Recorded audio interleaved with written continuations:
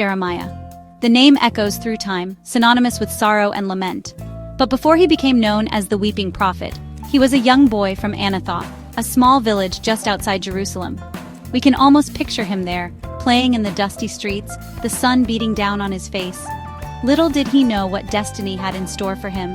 God had chosen Jeremiah for a special task, a heavy burden to bear. He was to be a prophet to the nation of Judah, a voice crying out in the wilderness.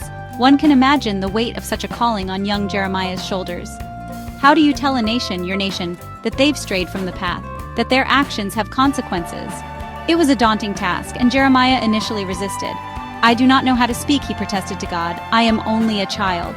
But God reassured him, promising to be with him, to guide his words and give him strength. And so Jeremiah's journey began, a journey fraught with challenges, rejection, and persecution. Yet, he remained steadfast, a beacon of truth and righteousness in a world teetering on the precipice of destruction. His story is a testament to the power of faith and the importance of speaking truth to power, even when it's difficult, even when it hurts. Judah in Jeremiah's time was a nation adrift.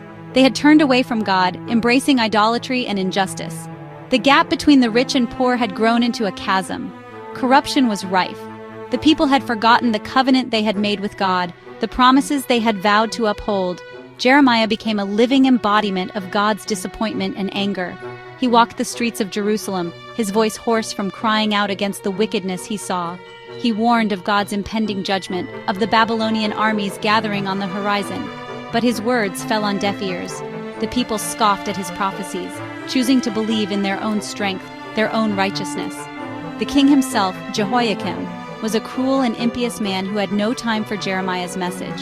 He burned the prophet's scroll, tearing it apart piece by piece. Jeremiah was imprisoned, thrown into a muddy cistern to die.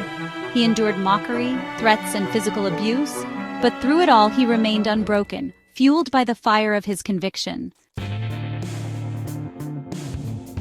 One of Jeremiah's most powerful and enduring images is that of the potter and the clay. God, he declared, is like a potter, molding and shaping us according to his will. We are the clay, pliable in his hands.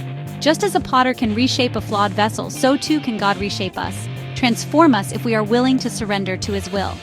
This image offered a glimmer of hope amidst the despair. It reminded the people that even in their brokenness, God had not abandoned them.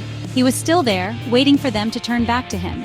He desired their repentance, not their destruction. He longed to heal their land, to restore their fortunes. But such transformation required a change of heart, a willingness to acknowledge their wrongdoing and seek forgiveness. Unfortunately, for many in Judah, it was a step too far. They were too entrenched in their ways, too blinded by pride to see the error of their ways. And Jeremiah's life was a tapestry woven with threads of sorrow and hope. He witnessed the destruction of his beloved Jerusalem, the fulfillment of his own grim prophecies. He saw his people marched into exile, their dreams and aspirations shattered. He himself was forced to flee to Egypt, his fate uncertain.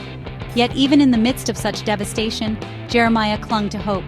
He spoke of a new covenant, a time when God's law would be written on the hearts of his people, a time when they would know him intimately, not just through rituals and sacrifices, but through a deep and abiding relationship. Jeremiah's message, though born out of a specific time and place, continues to resonate today.